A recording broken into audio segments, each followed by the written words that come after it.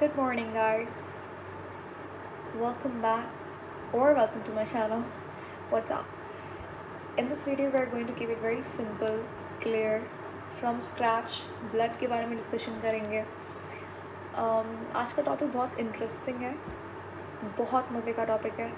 Circulatory system क्योंकि physiology का part है, तो personally I love physiology, human physiology. और वैसे भी सर्कुलेशन एक बहुत इंटरेस्टिंग टॉपिक है, बहुत ज़्यादा. ब्लड एक सिंपल और एक बहुत डिटेल्ड टॉपिक है. अगर आपको ब्लड को समझना है तो you need to understand the composition of it. You need to learn के बेसिक कॉम्पोजिशन क्या है ब्लड की, काम क्या है उसका. चलो बात करते हैं हम लोग ब्लड के बारे में. सबसे पहले तो देखो, हमारे पास बहुत सारे तरीके का टिश्यू होता है. बॉडी बनी हुई है सेल से. सेल मिलकर बनाते हैं similar type of cells which perform same function forms tissue.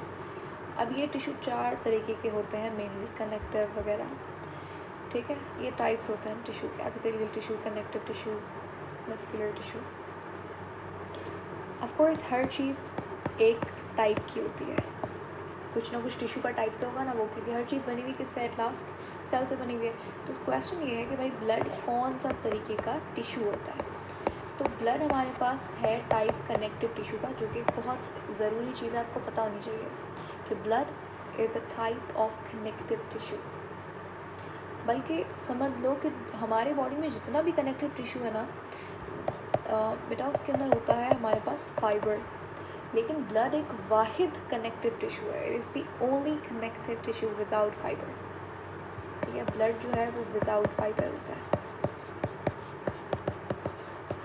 और बॉडी का वाहिद हमारे पास कनेक्टिव टिश्यू है जो कि विदाउट फाइबर होता है. ठीक है, अब ब्लड के अंदर हमारे पास 2 कंपोनेंट्स होते हैं. क्या होता है? 2 कंपोनेंट्स. बात करेंगे ब्लड की कंपोजिशन की, जो कि बहुत मज़े का टॉपिक है. Composition of blood.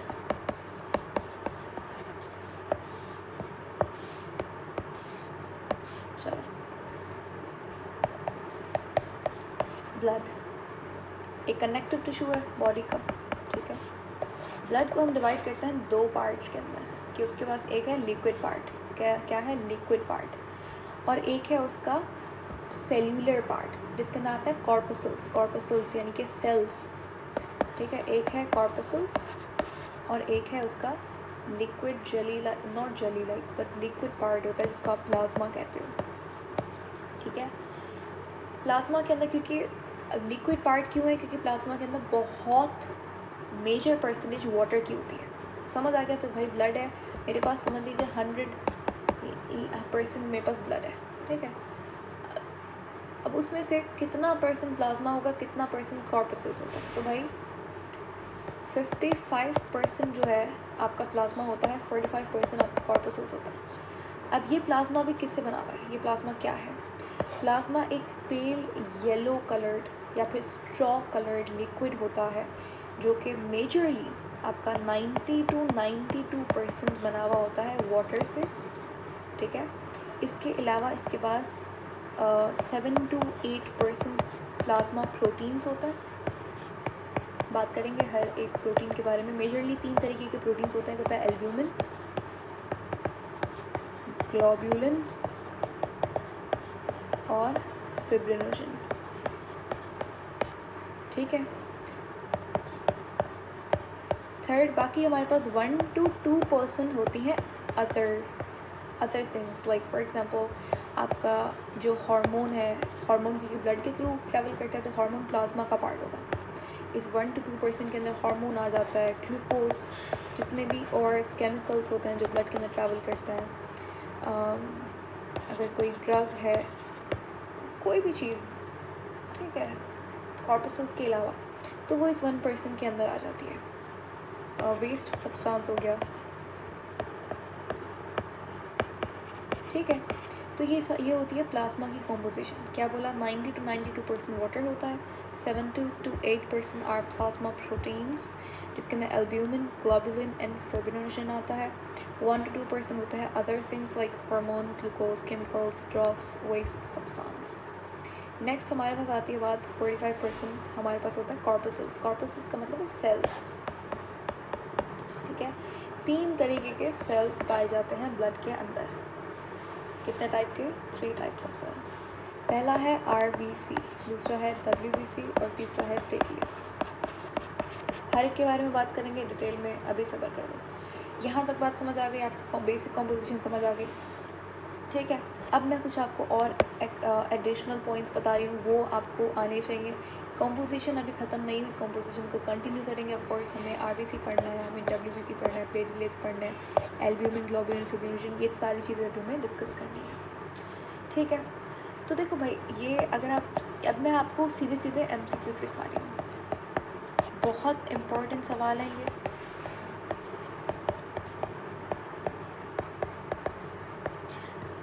ब्लड जो है ना, बनता कहाँ पे है? कैसा होता है कि ब्लड अगर बॉडी में एक बार बन गया तो एम्ब्रियोनिक स्टेज के बाद ब्लड बनना बंद हो जाता है? नहीं, ऐसा नहीं होता। ब्लड कंटिन्यूसली बनता रहता है, नए नए ब्लड सेल्स बनते रहते हैं। ब्लड जैसे न्यूरॉन्स हमारी बॉडी के अंदर ना एम्ब्रियोनिक स्टेज के बाद नहीं बनते, लेकिन ब्लड में ऐसा नहीं है, ब्लड बनता है continuously through out the life time, नया ब्लड सेल्स बनते हैं। हाँ, जब आप बच्चे होते हो तब आपका ब्लड प्रोडक्शन रैपिडली होता है, नए नए सेल्स ज़्यादा तेज़ी से बनता है, फिर आहिस्ता आहिस्ता विद एज जो है वो प्रोडक्शन, नए सेल्स की प्रोडक्शन कम हो जाती है, ठीक है। तो ब्लड सेल्स बनता कहाँ पे है? ब्लड सेल्स की बात हो रही है, इसकी ब्लड सेल्स की बात हो रही है, ये बनते हैं बोन मैरो के अंदर। अब ये बोन मैरो क्या है? हमारे पास जो बोन होती है, ये बोन है, ठीक है। बोन के अंदर यहाँ पर कैविटी होती है। क्या होती है? कैविटी होती है। इस कैविटी को कहते हैं epididymis, sorry not epididymis, epiphysis बोलते हैं, ठीक है। इस कैविटी को बोलते हैं एपिफाइसिस। क्या बोलते हैं? एपिफाइसिस। इस एपिफाइसिस के अंदर प्रेजेंट होता है हमारे पास स्पेसेस होती है। क्या होती है? स्पेसेस, ठीक है। स्पेस होती है, इसको एपिफाइसिस बोलते हैं, एपिफाइसिस। यहाँ पर प्रेजेंट होता है red bone marrow, red bone marrow. ये रेड बोन मैरो बनाता है ब्लड के कॉर्पसल्स, जैसे कि RBC हो गया, WBC हो गया, प्लेटलेट्स हो गए, ये यहाँ पर बनता है। अगर आपसे क्वेश्चन आए कि अच्छा ब्लड इज़ फॉर्म्ड बाय, तो red bone marrow blood corpuscles बनाता है, ठीक है। यहाँ पर एक और हमारे पास स्पेस होती है, यहाँ पर प्रेजेंट होता है yellow bone marrow, yellow bone marrow. अब देखो, येलो बोन मैरो वैसे तो कॉर्पसल्स नहीं बनाता, लेकिन अगर बहुत ज़्यादा एक्सट्रीम ब्लड लॉस हो जाता है तो क्या होता है कि येलो बोन मैरो जल्दी से कन्वर्ट होता है रेड बोन मैरो के अंदर और तेज़ी से RBC WBC बनाता है। जैसे फॉर एग्जांपल, आपको एग्जांपल देती हूँ, समझ आ जाएगा। कोई बंदा है, उसका एक्सीडेंट हो गया एंड अनफॉर्चुनेटली उसका बहुत ज़्यादा ब्लड लॉस हो गया, एक्सटर्नल ब्लीडिंग हुई, बहुत ज़्यादा ब्लड लॉस हो गया। अब क्योंकि ब्लड लॉस हो गया तो ऑफकोर्स बॉडी, वो बंदा ठीक है, अब सेफ़ है, बच गया वो। तो क्योंकि ब्लड लॉस हुआ तो बॉडी नया ब्लड सेल बनाती है बहुत जल्दी से, ठीक है। अब of course red bone marrow अकेला इतना जल्दी कितना ही RBC WBC या प्लेटलेट बना लेगा। तो होता क्या है, जो ये येलो बोन मैरो है, वैसे तो ये नॉर्मली येलो बोन मैरो नहीं बनाता, लेकिन जब कोई ऐसी कंडीशन आ जाती है तो येलो बोन मैरो पहले कन्वर्ट होता है रेड बोन मैरो के अंदर, और फिर ये रैपिडली क्या करता है, सेल्स बनाता है, ठीक है। उसके बाद बात आती है हमारे पास ब्लड के अंदर, ये तो चलो कॉर्पसल्स की बात हो गई, लेकिन ब्लड के अंदर ये जो भी मैंने बताया आपको प्लाज्मा प्रोटीन प्रेजेंट होता है। ये प्लाज्मा प्रोटीन्स कौन बनाता है? क्या ये भी बोन मैरो बनाता है? नहीं, बोन मैरो नहीं बनाता, ये बनाते हैं लिवर, ठीक है। लिवर हमारे पास सारा का सारा प्लाज्मा प्रोटीन बनाता है, ठीक है। अगर हम बात करें एम्ब्रियोनिक स्टेज की, एम्ब्रियो क्या होता है, जैसे ही अबाउट 4 अपना, जैसे ही एग और स्पर्म फर्टिलाइज होते हैं तो ज़ायगोट बनता है। फिर हमारे पास 1 to मेरे ख्याल से 4 वीक्स के बाद उस ज़ायगोट को हम लोग एम्ब्रियो बुलाते हैं।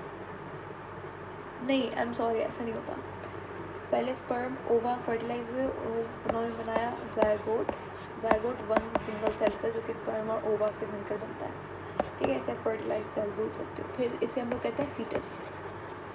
फिर मेरे ख्याल से 8 वीक्स के बाद ये फीटस कहलाता है एम्ब्रियो। इसको कंफर्म कर लेना, इज इट 8 और 4? मेरे ख्याल से 8 है। फिर आप इसे क्या बोलते हो, इसे आप एम्ब्रियो बुलाते हैं, ठीक ठीक है। तो एम्ब्रियोनिक स्टेज के अंदर क्योंकि हमारी बोन्स डेवलप नहीं होती शुरुआती समय के अंदर, तो क्या होता है कि अब बोन मैरो नहीं है हमारे पास, एम्ब्रियो के पास बोन मैरो नहीं होता, तो उसके अंदर ब्लड कैसे बन रहा है? क्या उसके अंदर मदर का ब्लड यूटिलाइज हो रहा है? नहीं, ऐसा नहीं होता। ऑफकोर्स मदर का ब्लड डायरेक्टली पूरा का पूरा बच्चे के अंदर नहीं जाता, उस एम्ब्रियो का खुद का ब्लड प्रोडक्शन होती है, लेकिन बोन मैरो नहीं करता। आपको पता होना चाहिए एम्ब्रियोनिक स्टेज के अंदर जो ब्लड प्रोडक्शन होती है, blood is formed by in embryonic stage liver. Liver he blood corpuscles बनाता है, ब्लड प्रोटीन बनाता है एम्ब्रियोनिक स्टेज के अंदर। लिवर और स्प्लीन दोनों मिलके, लिवर और स्प्लीन दोनों, ठीक है। तो ये आज का हमारा पहला लेक्चर था ब्लड के बारे में। आगे अभी बहुत सारी और बातें करनी है कि ब्लड का ओरिजिन क्या होता है, ब्लड के अंदर ये प्लाज्मा प्रोटीन्स का काम क्या होता है, और हम लोग कॉर्पसल्स के बारे में बात करेंगे।